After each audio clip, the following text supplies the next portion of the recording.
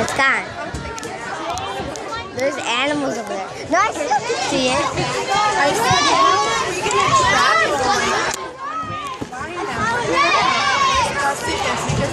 My husband is so tall. Between him and I already, and then earlier, we have no guys can.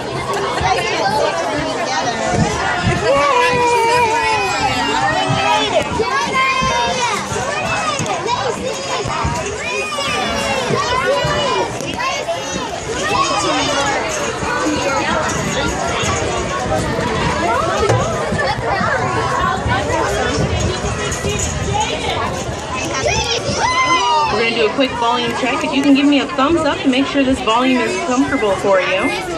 Alrighty, lots of thumbs up. Excellent. Well, welcome aboard. My name is Sarah. We're going to be together for the next 25 to 30 minutes. Before we get too far along in our journey, we do have to go over some safety rules. First off, look above your heads. 2 yellow stripes on that roof. That's for medical emergencies. Should you have one during the tour, press and hold on that stripe and I'll come out and make sure that you're all right. If you're in the front tram, you may be thinking I'm a little crazy. You don't have those stripes. You get my attention through the window here instead. Please do not lean on those doors as they are only latched, not locked. Don't want you guys falling out. And keep all body parts inside the tram at all times. Should you drop anything over, sadly, I cannot stop to grab it for you. But just let us know at the end of the tour.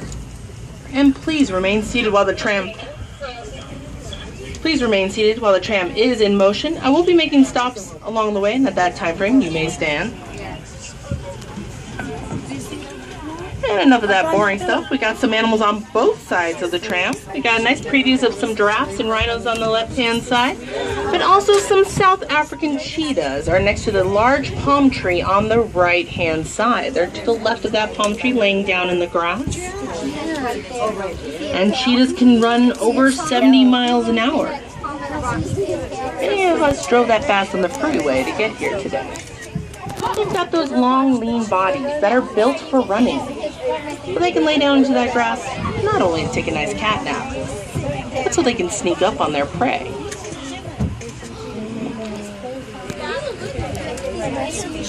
Now, as we go through our tour today, we're going to see some animals. They're tans and browns, spots and stripes, and these are all ways they're going to blend into their environment, or camouflage. Because most predators and prey see in a gray skin. Those animals that are tans and browns can lay down even into the green grass to hide away from predators. And we'll talk about all these different ways these animals survive out there. Special features and behaviors that they have. We've got a lot of little babies out here, so keep a close eye out. For example, on your right-hand side, look for any little gray fuzzy chicks. These are all greater flamingos, and we've had over 19 hatched so far. A group of flamingos is called a flamboyant. They'll stay pretty close together. After all, safety in numbers. The more of you there are, the less likely you're going to get eaten. And the same concept can be used with the gazelle and the antelope that we'll be visiting today. Here at the San Diego Zoo Safari Park, we opened to the public in 1972, and we are a conservation and breeding facility. Our goal here is to help fight and end species extinction. For example, northern white rhinos. Sadly, there is only 3 northern white rhinos left in the world. That's it, only 3. They live on a preserve out in Africa, unable to increase their numbers. I bring them up because we'll be going by our Nikita Khan Rhino Rescue Center on our right-hand side, which is typically home to 6 southern white rhino females. Now, they've gone in earlier today because they get some special hands-on treatment with the keepers and the veterinary staff here at the park.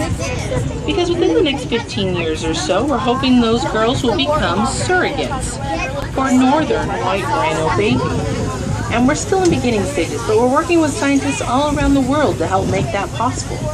But hopefully soon, we can get those northern white rhinos back into a breeding group before it's too late. Oh God, there was an ostrich. Now you're getting a nice preview on that left-hand side of those large open habitats that we'll be visiting today, including a couple of rhinos that are along the shoreline.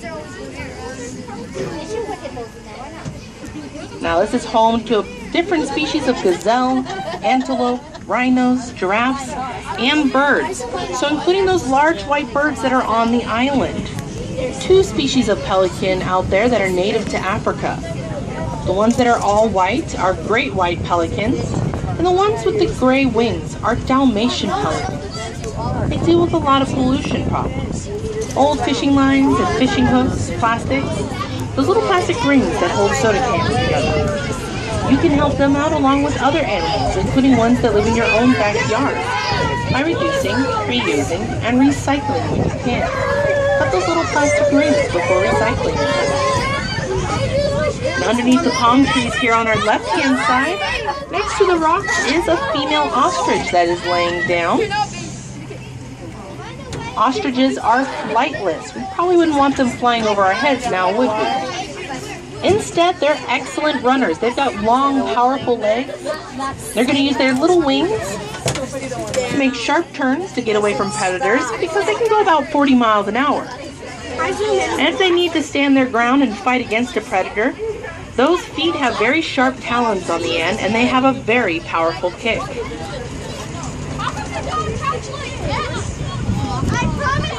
Now just a moment on the right-hand side, if you look close to the fence line and further up the hill, as we go down our hill, you're going to see some black and white striped zebras over there. So kind of take a peek underneath the trees as we go down. Those are Grevy's zebra, and each zebra has their own special stripes, like fingerprints to tell each other apart. And if they feel threatened, they'll stick very close together in their herd, which makes it hard for a predator to see where one begins and where one ends. These stripes are just going to all blur together. We've got a couple of vultures coming up on our right-hand side. They're going to be gray body, gray head. Those are Rappel's vultures. They are the garbage pickup in Africa. Lion or a cheetah comes by with their food and decides they don't want it anymore. They're just going to leave it behind. That causes spread of diseases and viruses. So those vultures come in and clean up whatever's left over. Prevents that from happening. Now it looks like a couple of our rhinos on the left-hand side. I've had an early morning spa day, rolling around in the mud. Rhinos have very sensitive skin, so they'll use that mud as sunscreen to help protect it. Now the one standing up, his back to the water, is a southern white rhino. His name is Chuck. He's 47 years old. He's our retired breeding male here at the park, and we've had 96 southern white rhinos born here. Well, 47's about 80s and 90s in our world. So he's enjoying retirement life, hanging out by the poolside. Now his friend, which we can't see very well at the moment because he's laying down in front of the row of rocks, kind of close to the shore of the water, you may see his ears and the top of his body. That is an eastern black rhino named Eric, who's 6 years old. Aww. And black rhinos tend to live a solitary life, living where there's a lot of tree coverage, so there's no need to hang out in a large group. Eric didn't get the memo. He's pretty attached to Chuck, so usually if Chuck's roaming around or decides he wants to have a spa day, Eric's not too far behind and usually joins in. Now black rhinos have a pointed look to their face because they have a semi-prehensile lip that works like a finger, so they can grasp leaves and branches that they want to eat. Whereas those southern white rhinos have a square lip, so they can graze along on the grass, kind of like a lawnmower. And it looks like Chuck's rolling around in that mud, adding some more sunscreen.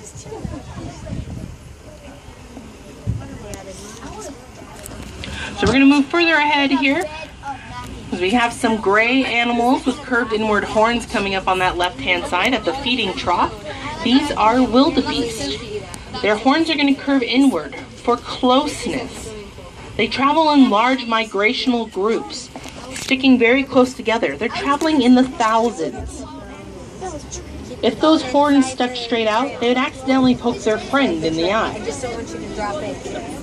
Whereas other antelope, you may see their horns curved backwards or sticking straight out behind them, much like these dark brown animals coming up here. These are sable antelope, and they're going to be using their horns for sparring against each other or for protection against predators.